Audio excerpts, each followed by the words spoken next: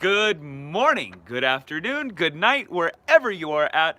Welcome to Mentor Mornings, my friends, where I bring wisdom from people far wiser than myself to help you own your day and fuel your journey. So regret. Have you experienced regret?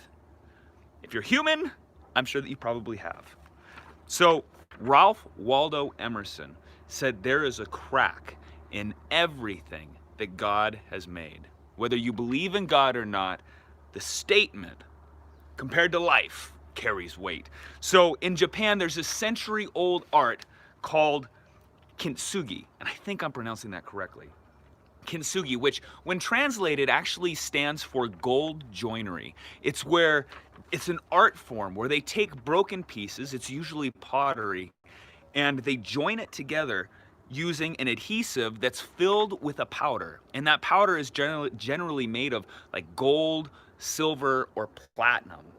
And this is a really, really beautiful art because what they're doing is they're taking something that has been broken or fractured and they are repairing it and putting it together.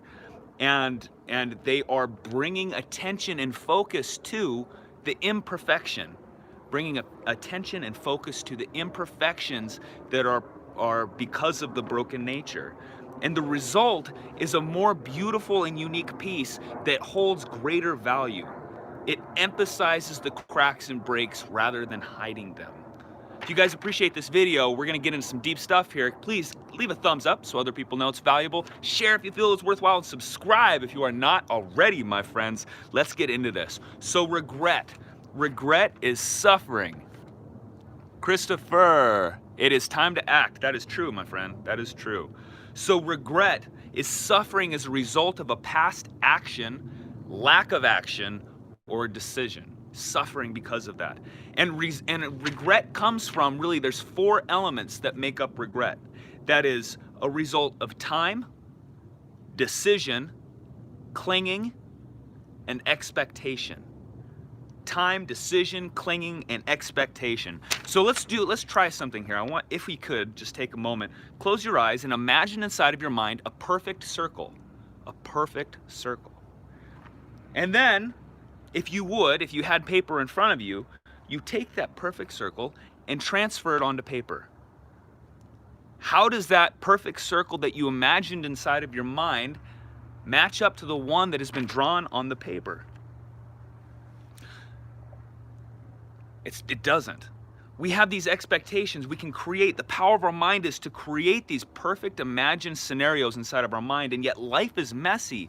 When we transfer it onto reality, or we bring these circles onto paper, we realize that this perfect creation that we had inside of our heads, it's impossible to create on the paper in front of us. And it's the same thing with our lives when we're trying to make decisions.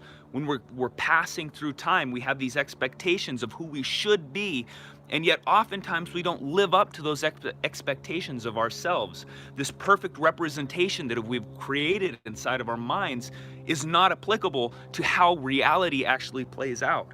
Life is messy. And in order to move forward with any sort of grace or perfection inside of our lives, we need to find the beauty inside of the misshapen circles of how we have lived our lives. So finding beauty inside of our misshapen circles. The past errors, the past decisions that we made. So feeling regret is an attachment or a clinging to an imperfect circle of our past. It's attachment or clinging to that imperfect circle of our past. Marcus Aurelius says, time is like a river, made up of the events which happened in a violent stream. Thanks, Christopher, appreciate that. For as soon as a thing has been seen, it is carried away, and another comes in its place, and this will be carried away too. So time is like a river in a violent stream, and things are constantly passing us by. And if we follow Marcus's analogy in regards to regret, we could imagine that it's like we're riding on this boat. It's called our life, down this river, this violent stream of time. And when we feel regret, it's as if we have an anchor in our hands and we're throwing it back at our misshapen circles, and we're holding on to that rope.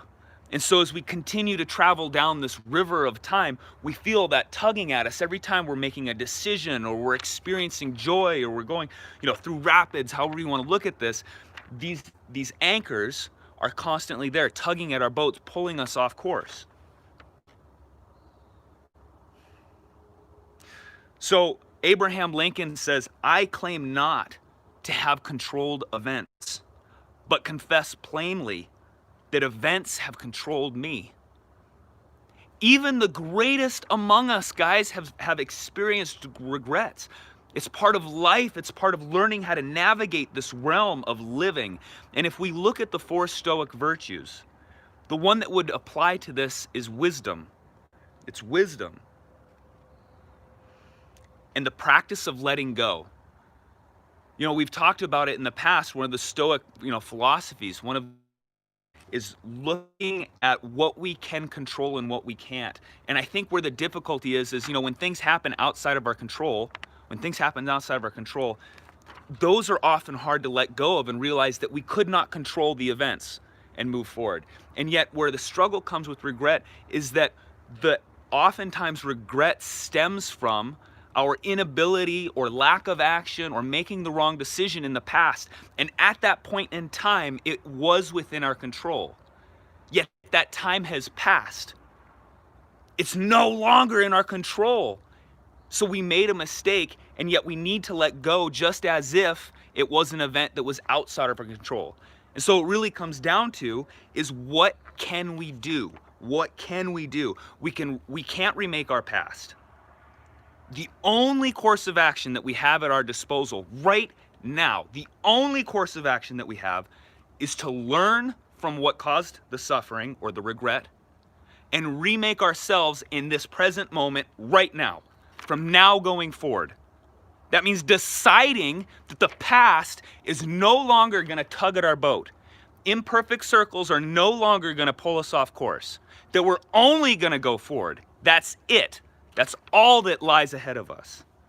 And what this is really about when it comes to regret, it's about loving yourself enough to let go of the past and embrace imperfection as a beautiful aspect of life.